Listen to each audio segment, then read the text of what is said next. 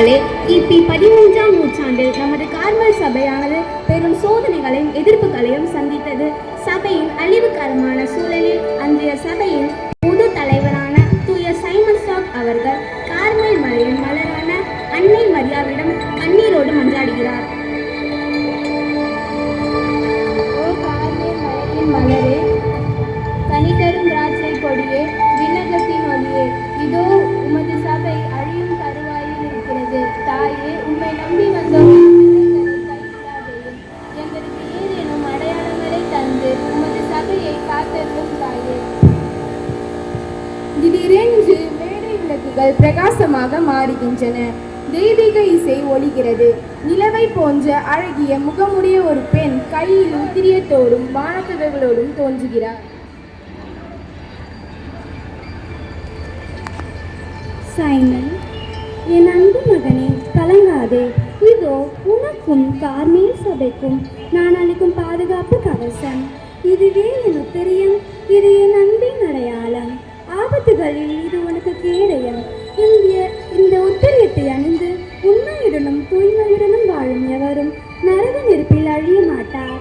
சாகும் பொழுது இதை அணிந்திருப்பவர்களை நான் விண்ணகத்திற்கு அழைத்து செல்வேன். இதுவே என் வாக்குறுதி.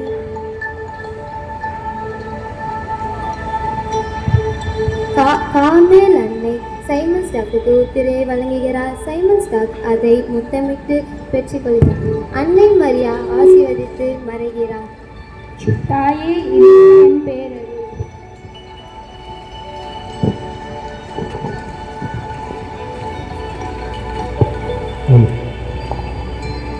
அப்போஸ்தலிக கார்மல் சபையின் பிறப்பு 19ஆம் நூற்றாண்டு.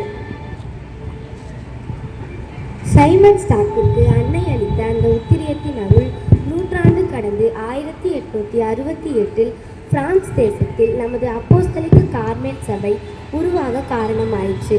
நமது மறைபரப்பு சபையின் ஆன்மீக வேர் அதே கார்மேல் மலையின் ஜபத்தில்தான் ஊன்றப்பட்டுள்ளது என்பதை அன்னை வெரோனிகா உணர்ந்தார்.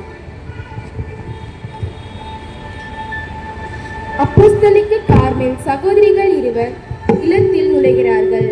அவர்கள் அன்னை வெரோனிகாவை கண்டு வணங்குகிறார்கள்.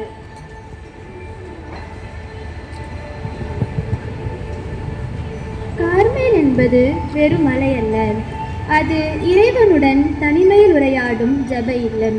தீர்க்கதரிசி எலியா இறைவனின் குரலை கேட்ட இடம். என் அன்பு சகோதரிகளே, நாம் வெறும் சமூக பணியாளர்கள் அல்ல, நாம் அப்போஸ்தலிக்க கார்மல், அதாவது கார்மேலின் ஜப ஆன்மீகத்தையும் அப்போஸ்தலர்களின் நற்செய்தி பணியையும் இணைப்பவர்கள். ஆம் அன்னை வெரோனிகா, கார்மேல் அன்னை நமக்கு கற்றுத்தந்த மௌனமும் ஜபமும் தான் நம் வாழ்வில் மாபெரும் பலம்.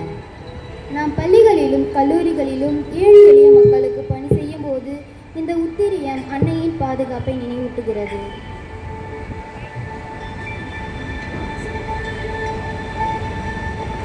காட்சி 3.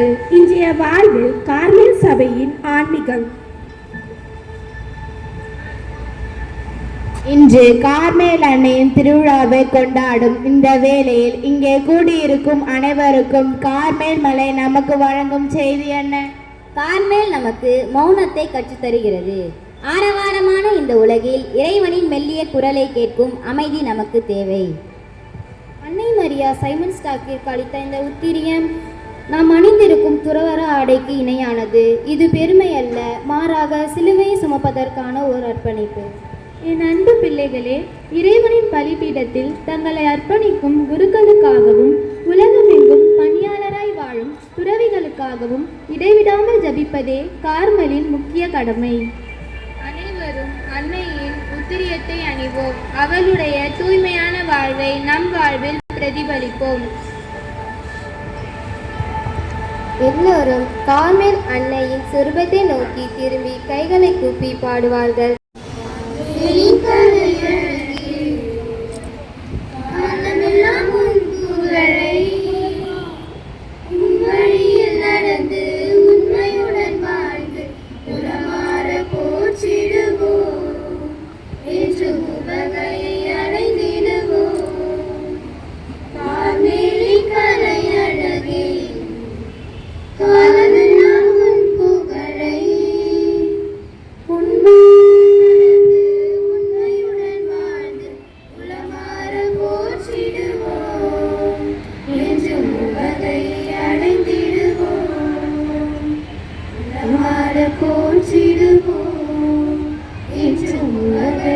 அடைந்திடுவோம்.